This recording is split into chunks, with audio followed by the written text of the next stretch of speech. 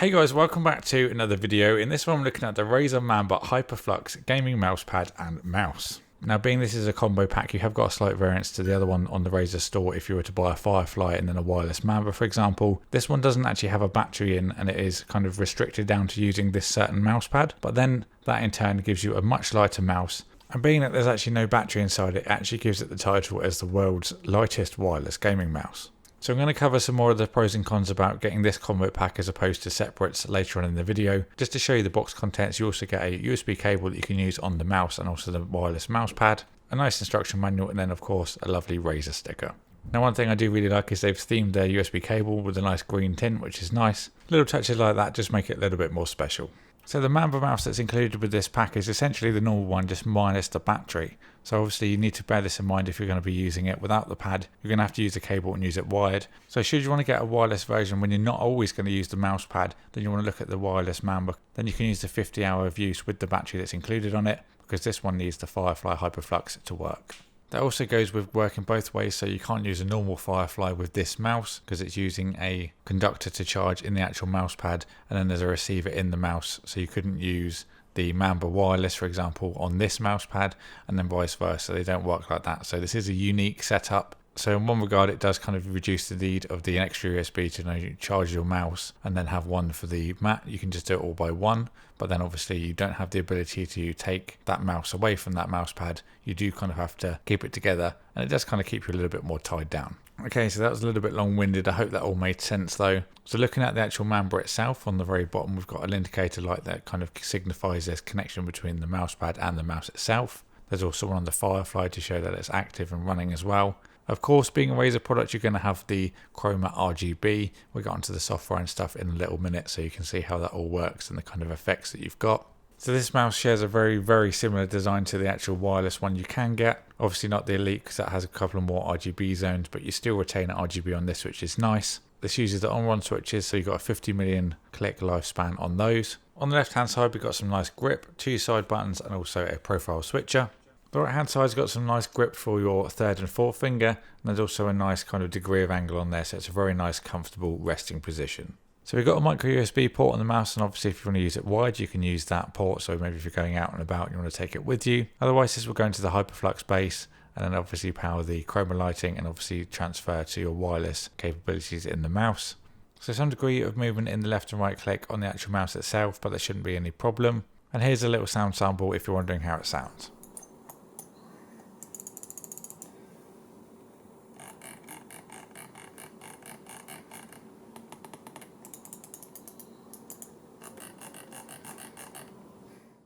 Now please bear in mind I turned that clip up for the purposes of the video to keep the tracks level. This isn't actually that loud in person.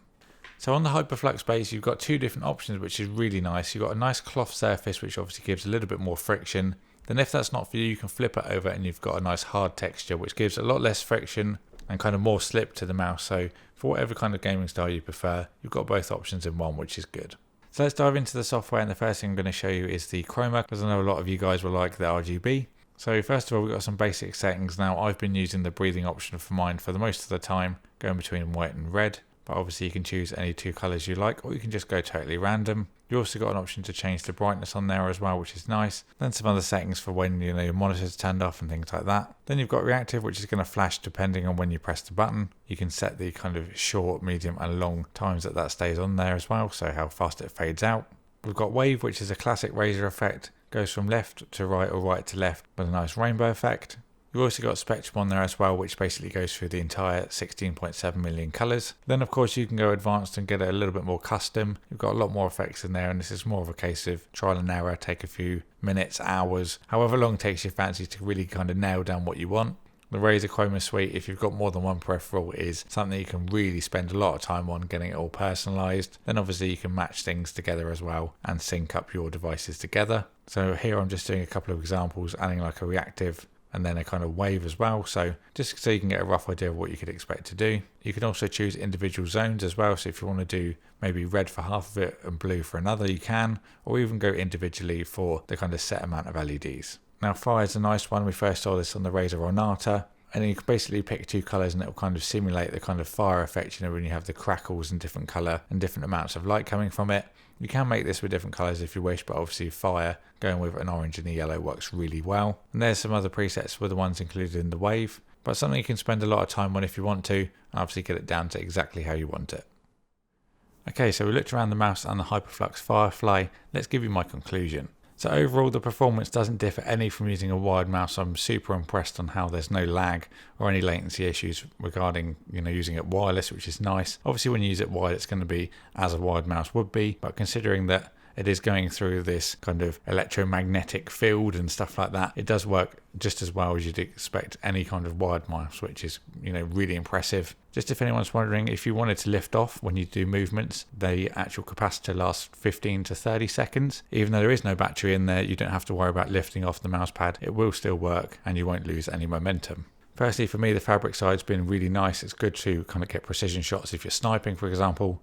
Then if you're playing games that require wider movements, the hard slick side is really good. Plus you've also got up to 16,000 DPI, so you've obviously got that there you can use as well. Now personally for me, I don't mind a heavier mouse, but if you're someone that wants the ultimate lightness and you want the wireless freedom, this is going to be the bang on perfect solution for you. Obviously there are pros and cons over using the Firefly than the wireless Mamba, for example, that you can charge. This is definitely going to be for the person that's not going to be taking their mouse out and about, because obviously you need to take the pad with you unless you want to use it wired. Now considering this is pretty pricey and it is predominantly a wireless solution, you're more than likely going to want to keep it that way.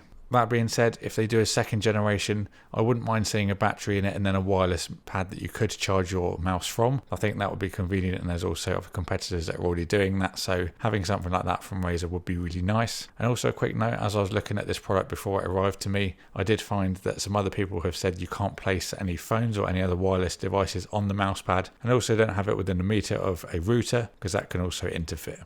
Overall, this has been a pleasure to use, and I would recommend this to anyone that wants a nice desktop wireless solution. Obviously Razer chroma lighting on point as well. If you've got any other Razer peripherals, obviously this is another one you can sync everything together with, so if you like to get your RGB on point, then that's another product you can add to the collection. So thank you for watching this video, guys. If you've got any more questions or there's something I haven't covered, please leave it in a comment below and I'll get back to you. If you haven't already, please consider subscribing. Thank you to Razer for sending this out for me to review. I'll see you all in the next one.